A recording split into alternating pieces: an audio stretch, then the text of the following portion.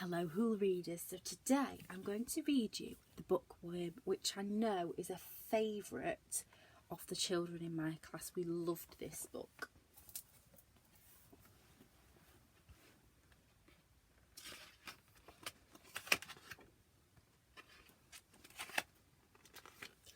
I need a pet, said Max. Really? Said Mummy. Just a small one, said Max. A little puppy? Not a puppy, said Mum. They chew things. I need a pet, said Max. Said Daddy. Just a fluffy one, said Max. A teeny weeny kitten, please. Not a kitten, said Daddy. They make the most awful smells. A penguin, said Max. It would melt in our warm house, said Mummy. A shark, said Max. Too many teeth, said Mummy. A dragon, Max said. That would be so cool. Don't be silly, said Daddy. Dragons don't exist.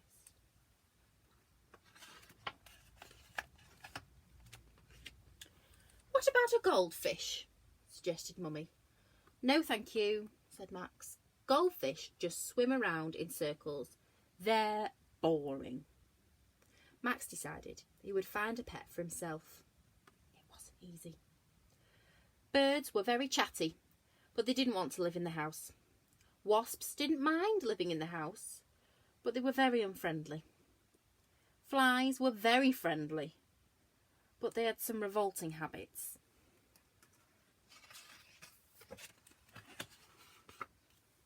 But then Max found a pet that was just right for him.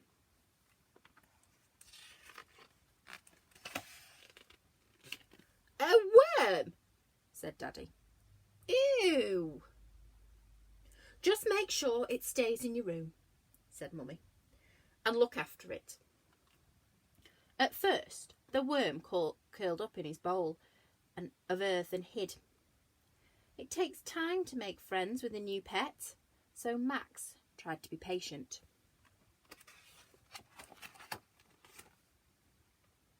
Max sang its songs, stroked its lumpy back, and read it bedtime stories. The worm loved stories best of all. You're a real bookworm, said Max. In time, Max and the bookworm became best of friends. They loved reading books together.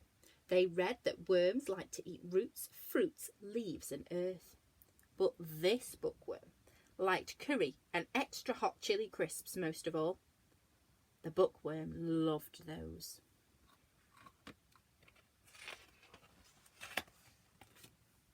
Max noticed that the bookworm was changing colour. And did the lumps on its back look more like spikes? Sometimes, when no one was watching, the bookworm chewed Max's pillow, and sometimes it made awful smells.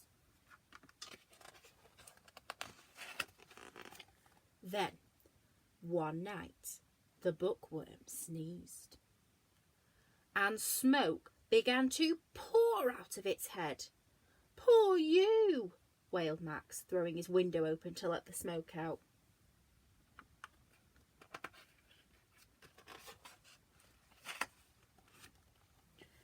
But the bookworm flew out too. Wow, squeaked Max.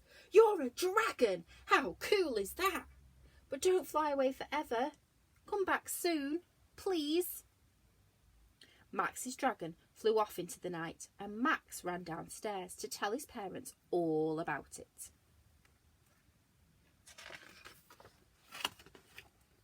Don't be silly, said Daddy.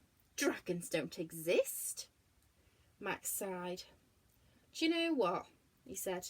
I've changed my mind about having a goldfish. I'd love one.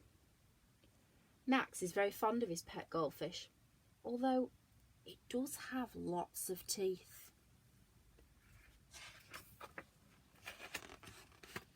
And the bookworm. It still comes home to visit Max, especially when there's a book at bedtime.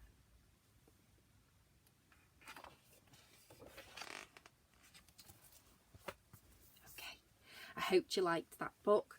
Our children love the fact that there's a bookworm somewhere searching for a bedtime story. See you later.